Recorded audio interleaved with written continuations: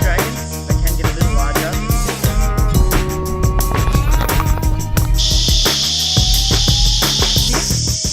So the full grown ones don't have any.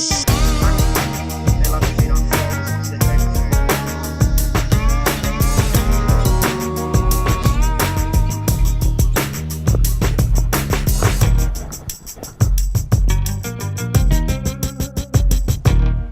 So this guy's a little antechinus. It could be a brown or a dusky antechinus. So I don't think dusky because it's a little bigger than some other browns I've found. Now these guys are a small Australian marsupial mammal. They're kind of like our a marsupial mouse. They've got little jaws. They're an insectivorous or a carnivorous marsupial. So they'll be eating any kinds of little insects. Now they are nocturnal, and I found him flipping under this rock. So these guys, yeah, they get stressed out very easily because they're mammals, so I've got to let him go before he gets too stressed. But he's going to hop up there and find somewhere else to hide.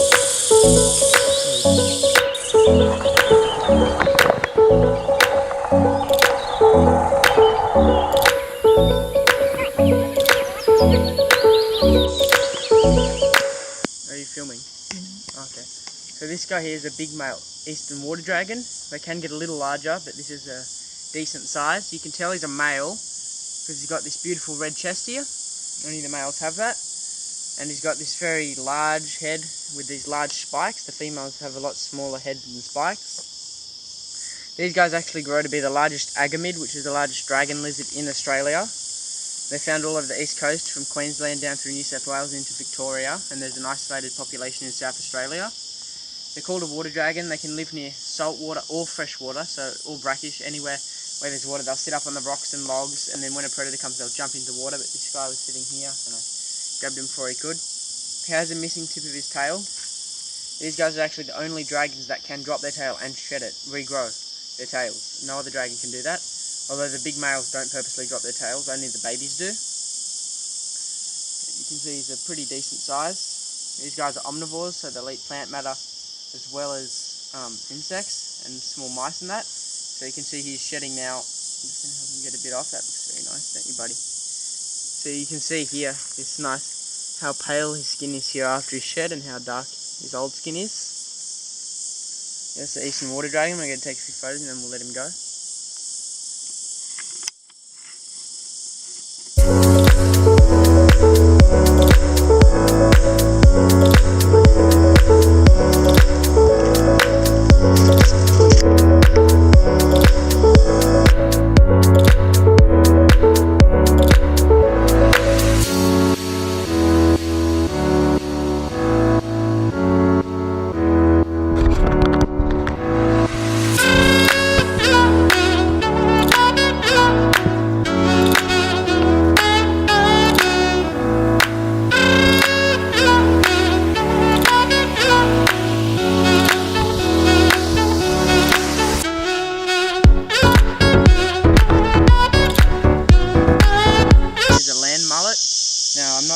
Quite sure on the sex of him. Now this guy's quite a big skink.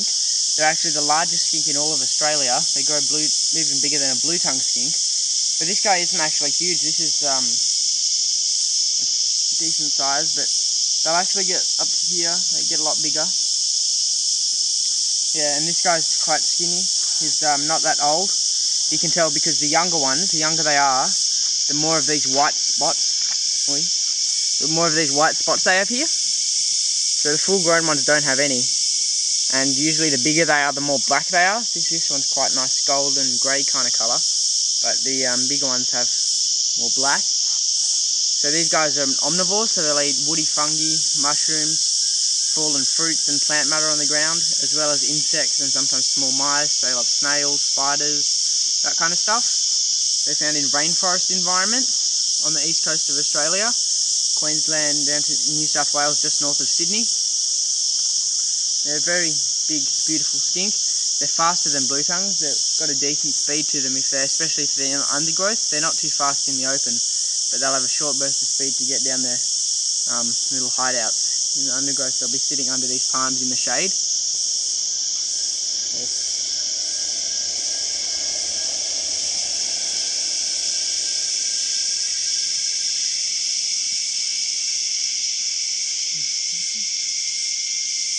Now they're not a fan of, they're not a big fan of the direct sunlight, so that's why they love the rainforest, because they like dappled lighting, so it's not really boiling hot right in the summer sun. Yeah, these guys are found in breeding pairs, usually throughout spring. It's summer now, so the pairs have split up for the year, but often they'll be found in pairs in a home spot in spring, and then they'll just disperse over summer and do their own thing. So these land mullets, their scientific name is Bellatorius major, and they're known as a land mullet as a common name because they can emit a very fishy smell when threatened, and that's like saying, oh, I smell, I might be poisonous, you don't want to eat me, basically, saying that to all the birds and goannas, to all their predators, the dingoes and that live around here. Also because their colour is kind of like a mullet fish, and they've got these smooth scales and a blunt head, so they kind of resemble a mullet fish. What? I'm trying to photograph this. Stop doing that. So we're going to release this land mullet now.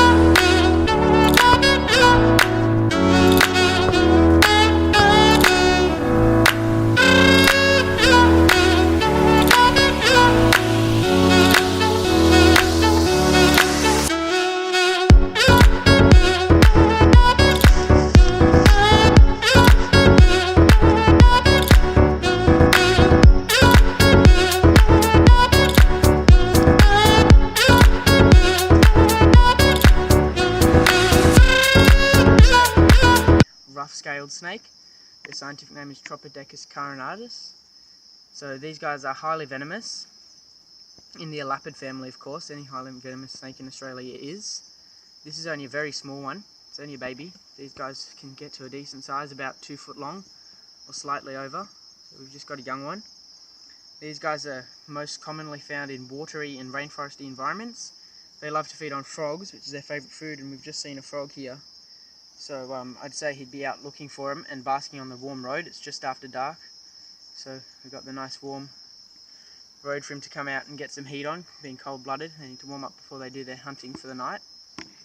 They're a nocturnal species, and they're very interesting because they're actually semi-arboreal, semi-aquatic, and terrestrial. So they will climb trees after birds' eggs and that, and they'll just climb trees to hide. And they've actually also been observed catching fish in the water by swimming underneath the water, catching fish and frogs, and of course just being on land like any old snake. So they're actually, in that respect, one of the most unique snakes in Australia. No other Australian snake really can do all those 3 habitat things. These guys are found on the east coast from just north of Newcastle, or just down to the central coast, and then up north into Queensland. Found near the coast, rainforesty and alpine areas near water. And their venom does a lot of things to you. If you get bitten by them, if you don't get any venom, you'll probably die. And if you get any venom, there's actually a small chance that you will lose the arm, or at least lose the use of your arm and be sick for the rest of your life. So the venom is pretty nasty. And usually they're a pretty grumpy snake. This dude's pretty chill actually for a rough scale. Usually a lot worse than this, but he's a nice guy. They've got nice grey colours. They look a lot like a keelback, which leads them to be mistaken for keelbacks in the northern part of their range, very top of northern New South Wales, and up into the Queensland parts of their range where they overlap with the non-venomous keelback, and they look almost the same. It's very hard to tell them apart, which leads a lot of people getting bitten by these guys because they think they're the harmless keelbacks. They'll pick them up and then they'll get tagged and they'll start feeling really sick and just start experiencing the symptoms. These guys are called rough scale snakes because if you feel them, their scales are kind of keeled and they're actually a lot more rough as opposed to other elapid scales like a red belly or a brown. Have smooth scales. These guys have very rough scales. So what he's doing now is more curious than aggressive right now. He's kind of sniffing around his head, seeing what's going on.